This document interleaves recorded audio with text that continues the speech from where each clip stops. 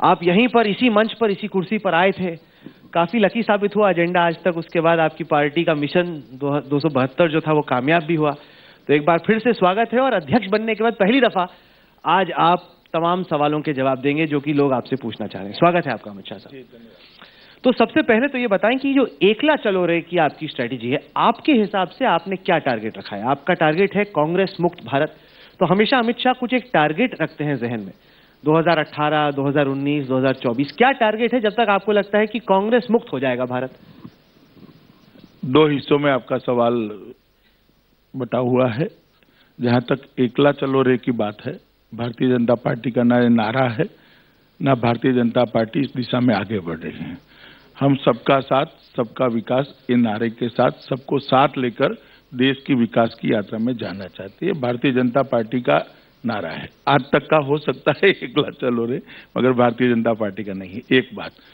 और जहां तक कांग्रेस मुक्त भारत का सवाल है, करीब करीब 2014 के आम चुनाव में वो काम हिंदुस्तान की जनता ने समाप्त कर दिया है।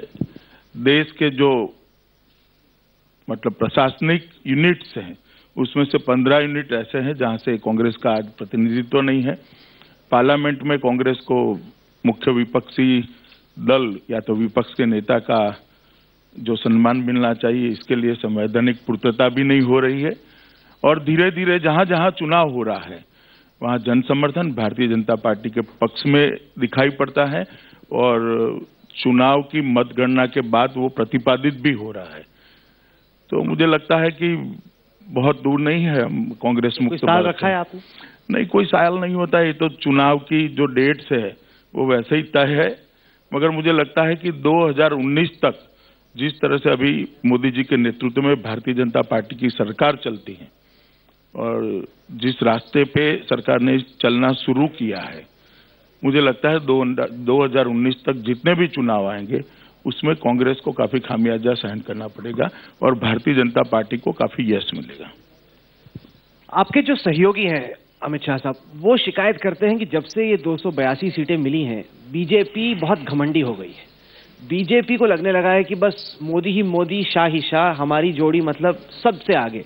और वो कहते हैं कि अब आपने सहयोगियों को सीरियसली लेना कम कर दिया, जैसे आपने शिवसेना के साथ किया। बड़ा बुरा किया आपने, 25 साल से आपका साथ रहा, ऐसे आपने डाइवोर्स कर दिया शादी से चुनाव से पहले।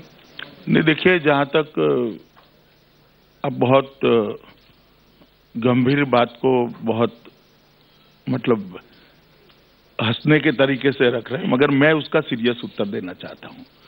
जहां तक गठबंधन का सवाल है, गठबंधन निर्भर करता है दोनों पक्ष एक दूसरे की ताकत को समझे, एक दूसरे की जनता में जो स्वीकृति है इसको समझे और इसके हिसाब से ये समझ के आधार पर गठबंधन टिक सकता है। जहां तक शिवसेना का सवाल है, हमने कभी गठबंधन शिवसेना के साथ नहीं तोड़ा। हमने हमारी ओर से एक ऑफर भी दे दिया था जो अंतिम ऑफर था, मगर दुर्भाग्य की बात है कि उस पर काम नहीं बना। और चुनाव के बाद भी ना हमने मुंबई म्युनिसिपल कॉरपोरेशन में शिवसेना से समर्थन वापस लिया, ना यहाँ से शिवसेना के प्रतिनिधि को दूर करने का कोई प्रयास किया। एक्सपांशन के वक्त भी शिवसेना को हमने निमंत्रण दिया था और बाद में भी शिवसेना ने महाराष्ट्र गवर्नमेंट ज्वाइन की है। अब सब अच्छा हो रहा है। पर जब से आपका शिवसेना से रिश्ता टूटा तब से पंजाब में अकाली बड़े परेशान हैं। अब टूटा नहीं है, अब साझा सरकार चल रही है। हो गया फिर सेटिंग। अब साझा सरकार चल रही है महाराष्ट्र में। अच्छा, तब से अकाली बड़े परेशान हैं। उन्हें लग रहा है कि जो आपने उद्धव ठाकरे के साथ किया, अगले चुनाव से पहले अब आप बादल के साथ भी वैसे ही करें। देखिए, मैं मानता हूं कि मेरा ठीक संवाद है बादल साहब से, कोई परेशानी उनके मन में नहीं है। मीडिया सिर्फ परेशानी खड़ी करने का प्रयास बंद कर दे, बाकी सब ठीक है। पर आप ये ऐसे कोशिश करेंगे कि आप ये जो इक्वेशन है उसको ऑल्टर करने की कोशिश करेंगे, क्योंकि अभी आप पंजाब में भी जूनियर पार्टनर हैं। वो स्वाभाविक रूप से होता है, ये कोई नई बात नहीं है। जब भी गठबंधन होता है उस वक्त की दोनों पार्टियों की ताकत के आधार पर होता है। जब दोनों पार्टियों की स्वीकृति जनता में बदलती है तो स्वाभाविक रूप से हिस्सेदारी भी चेंज होती है। इसमें कोई नई बात नहीं है, बहुत पुरानी बात है और परंपरा चल रही है। तो शिवसेना ने ये माना नहीं, आपको लगता है बादल मानेंगे? क्या करेंगे वो तो हम बादल साहब के साथ ही चर्चा करेंगे, राहुल कंवल से नहीं करेंगे। मगर हम बड़ी नम्रता से गठबंधन को टिकाने का प्रयास भी करेंगे और टिकाएंगे भी। आपका एक बहुचर्चित मिशन इस वक्त चल रहा है, मिशन 44 कश्मीर में, मिशन कश्मीर अमित शाह का। जीत रहे हैं, ये मिशन पूरा हो रहा है? देखिए, मिशन अमित शाह का नहीं है, भारतीय जनता पार्टी का है। और मैं आशान्वित हूं कि हम भारतीय जनता पार्टी इस बार जम्मू कश्मीर में सरकार बनाएगी। आपको अभी भी लग रहा है? अभी भी क्या, शुरू से लग रहा है और काउंटिंग के बाद भी लगेगा। नहीं, क्योंकि जो रिपोर्ट्स आ रही हैं जम्मू कश्मीर से वो ऐसी दर्शा रही हैं कि जब से ये बात चली कश्मीर में कि अमित शाह ने हिंदू चीफ मिनिस्टर बैठाने का ऐलान किया है, तब से जो मुस्लिम वोटर है वो आपके खिलाफ पोलराइज हो गया। पहले उनका मानना है कि आपका कैलकुलेशन था कि लोग आके वोट देंगे नहीं, लेकिन जब से ये चिंता हुई कि बीजेपी की सरकार बन सकती है, तब से वोटिंग का परसेंटेज है बहुत बढ़ गया और इससे आपको हो सकता है नुकसान हो। ये कश्मीर के पंडित कह रहे हैं। देखिए, चुनावी पंडित, मीडिया और विशेषकर इंडिया टुडे ग्रुप और आज तक कितना भी ट्राई करे वोटरों को हिंदू मुस्लिम में बांटने का, वोटर हिंदू मुस्लिम की फिलॉसफी से बहुत आगे निकल चुका है। वोटर विकास चाहता है, वोटर अच्छा नेतृत्व चाहता है, वोटर पारदर्शी सरकार चाहता है और वोटर जवाबदेह सरकार चाहता है। और वोटर उस दिशा में आगे बढ़ गया है। अभी 2-5 साल आप करते रहिए हिंदू मुस्लिम, बार बार आपका प्रयास विफल होने के बाद आप भी विकास के एजेंडा पे लौट आएंगे।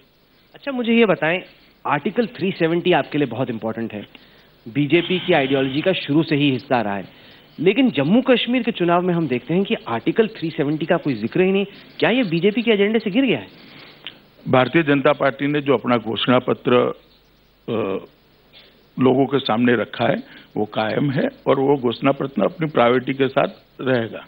नहीं, वो तो आप लोकसभा के घोषणा पत्र की बात करें, मैं बोल रहा हूँ यहाँ का तो घोषणा पत्र आया ही नहीं जम्मू कश्मीर का। नहीं, हमने एक विकास का डॉक्यूमेंट रखा है और चुनाव जम्मू कश्मीर में किस मुद्दे पर होना चाहिए वो मुद्दे भी रखे हैं। इतने सालों के बाद भी घाटी के अंदर 24 घंटा बिजली नहीं है, वो हमारा चुनावी मुद्दा है। शुद्ध पीने का पानी नहीं है, पढ़ाई लिखाई की व्यवस्था नहीं की है और एक इमोशनल मुद्दों के आधार पर घाटी के लोगों को गुमराह करने का प्रयास किया है। अब घाटी के लोग इससे बाहर आ रहे हैं। तो मैं घाटी में काफी जगह पे जाकर आया हूं, मैंने मेरी आंखों से परिवर्तन देखा है और मुझे